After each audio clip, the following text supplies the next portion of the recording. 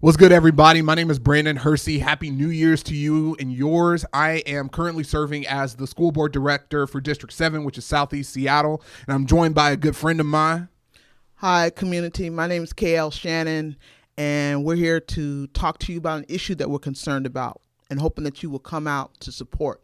Absolutely. So we are holding a meeting in conjunction with the district and other community partners on CPI, which stands for Crisis Prevention Institute. Basically what that means is situations within schools where your students are being restrained or held for whatever reason by administration or whoever might be doing that at the district. And we wanted to come and talk a little bit because this is stemming from an incident that happened at Washington Middle School. Isn't that correct? Could you tell us a little bit about what went down? So, on October 29th, I went to Washington Middle School to pick up my nephew for a dentist appointment.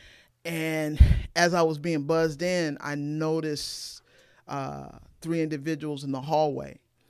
And so as I got closer, I saw that it was the assistant principal and security guard blocking a 12-year-old girl.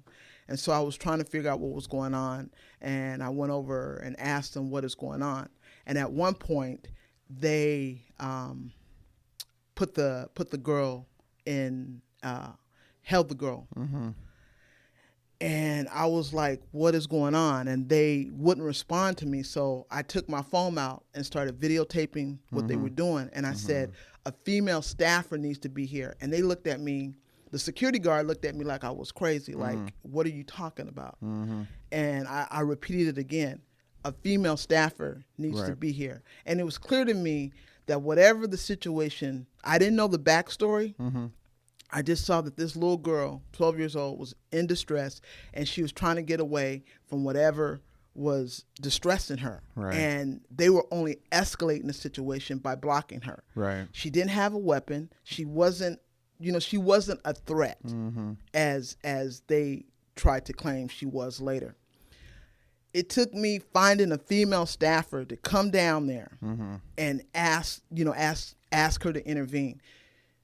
And the female staffer was able to do that. She was able to put her arms around the young lady and gently escort her into her classroom. And she de-escalated the situation. These were two grown men restraining this girl. Again, I didn't know the backstory, but there was no reason to restrain her. There was no reason to do what they were doing.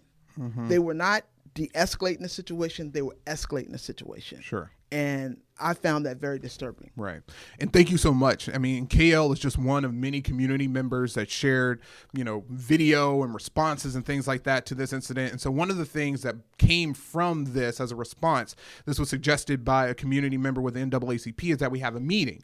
And in this meeting, we're going to be bringing folks together, not only from our community, but also from the district. The district is going to be putting on a presentation so that folks know when it is appropriate and when it's not appropriate to use restraints or involuntary holds on their students. And I think that's important for a couple of reasons. I think that, this is one step in addressing this issue. And I think that in situations like this, advocacy can oftentimes be reactive, right? Which means that we do something after the fact. But I think that we also need to be thinking of proactive ways and policy change so that we can ensure incidents like this, in the event that they do happen, do as little emotional harm as possible. But then also on top of that, that we have the resources necessary to make sure that our families know what's going on, the student knows how to respond in a situation like this, because in a lot of instances, this could be fight or flight. A lot of our kids are experiencing trauma in lots of different ways. And so coming together so that families and even students know what's going down and how to respond to these issues is really important.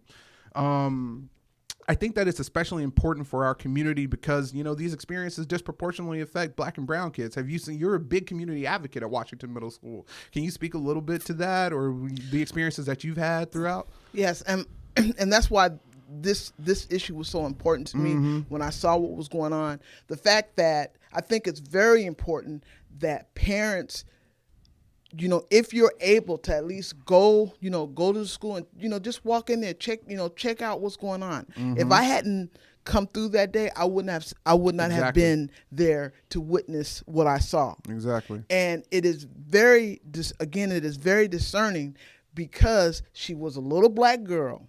And we all know that if she had been a little white girl, some heads would have been rolling right now. That security guard wouldn't be there no more, and the assistant principal would have been dealt with. And so, that's why this is so important to me, because we know that this is happening not only at Washington Middle School, but it's happening throughout Seattle School District. Right. We know that these incidents are happening in our schools. Absolutely. And we have to be, proactive.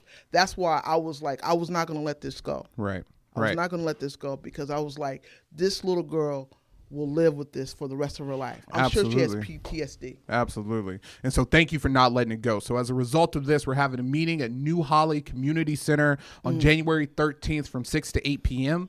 And there's also going to be a section where district officials are going to be able to give families some takeaways and some different ways to advocate for their children in the unfortunate event that this might happen to one of your kids, right?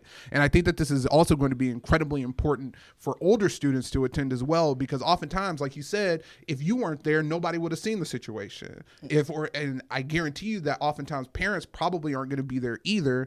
So if you are an older student, a high school student, I recommend that you come and share this space as well, so that you can be in a position to know when something is wrong and when something is right, and so that we can advocate and help advocate for you in that way as well. And just to add to what you were saying, Brandon, we really want some policy change. Right.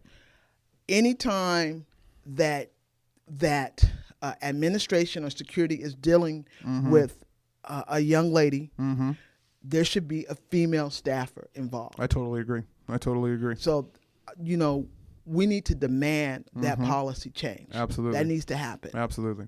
And so this meeting is the first step Yes. of coming together and getting folks in our community educated about this process.